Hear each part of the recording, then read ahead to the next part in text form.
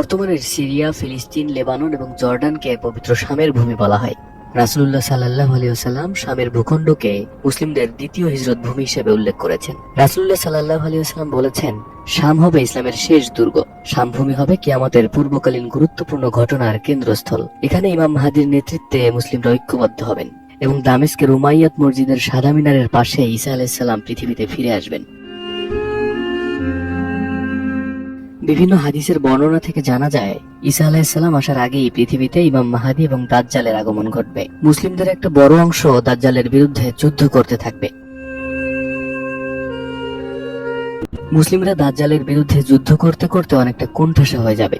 ইমাম মাহদী ও তার সৈন্যরা দামেস্কের ভেতরে অবস্থান করবেন এবং দামেস্কের বাইরে দাজ্জাল ও তার সেনারা ঘিরে রাখবে।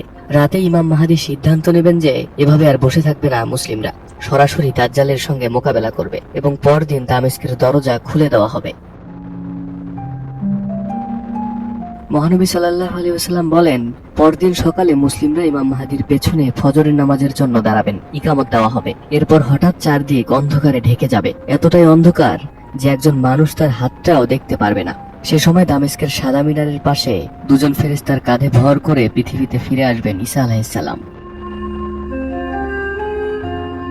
মহানবী সাল্লাল্লাহু আলাইহি ওয়াসাল্লাম বলেন, কেমন হবে সেই দিনটি যেদিন তোমাদের মাঝে ঈসা আলাইহিস সালাম এবং ইমাম মাহদী দুজনেই থাকবেন? কেউ হয়তো বলে দিবে না, কিন্তু সেখানে উপস্থিত সবাই বুঝে যাবে যে ঈসা আলাইহিস সালাম আবার পৃথিবীতে ফিরে এসেছেন। তিনি মুসলিমদের চোখের পানি মুছে দেবেন, তাদের জান্নাতের সুখবর দেবেন। তখন ইমাম মাহদী সরে গিয়ে ঈসা আলাইহিস সালামকে নামাজের জন্য ইমামতি করার অনুরোধ করবেন, কিন্তু ঈসা আলাইহিস সালাম বলবেন, ইকামত আপনার জন্য দেওয়া হয়েছে, আপনি নামাজে নেতৃত্ব দিন, আমি এসেছি অন্য উদ্দেশ্যে।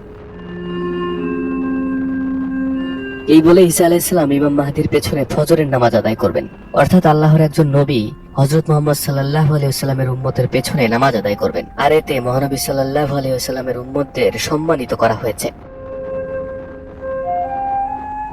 নামাজ শেষে ঈসা আলাইহিস সালাম বলবেন, দামেস্কের দরজা খুলে দিতে। দাজ্জাল যখন ঈসা আলাইহিস সালামকে দেখবে তখন সে গলে যেতে থাকবে, যেমন পানির মধ্যে লবণ গলে যায়। ঈসা আলাইহিস সালাম দাজ্জালকে ধাওয়া করবেন এবং বাদে লুত নামক জায়গায় সবার সামনে তাকে হত্যা করবেন।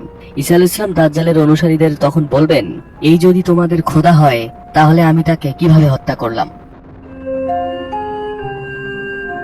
এরপর ঈসা আলাইহিস সালাম পৃথিবীতে 40 বছর অবস্থান করবেন। এই সময় তিনি শান্তি ও ন্যায়ের শাসন প্রতিষ্ঠা করবেন এবং মানুষকে আল্লাহর দিকে আহ্বান করবেন। ঈসা আলাইহিস সালাম পৃথিবীতে থাকাকালীন সমস্ত মিথ্যা ধর্মের অবসান ঘটবে এবং সত্য ধর্ম প্রতিষ্ঠিত হবে। তার শাসন আমলে পৃথিবীর শান্তি, স্থিতিশীলতা এবং সমৃদ্ধির স্থান হবে বলে উল্লেখ রয়েছে।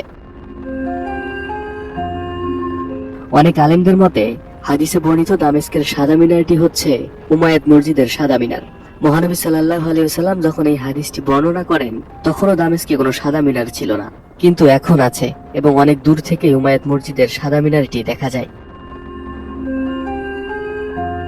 সিরিয়ার বিদ্রোহীরা দামেস্ক দখল করে মসজিদে উল্লাস করেছেন, নামাজ আদায় করেছেন। আর এই উল্লাসের পেছনে দুটি কারণ থাকতে পারে। প্রথমত, তারা দামেস্ক থেকে স্বৈরাচার আসাদের পতন ঘটিয়েছে এবং দ্বিতীয়ত, তারা প্রস্তুত ঈসা আলাইহিস সালামের আগমনের জন্য।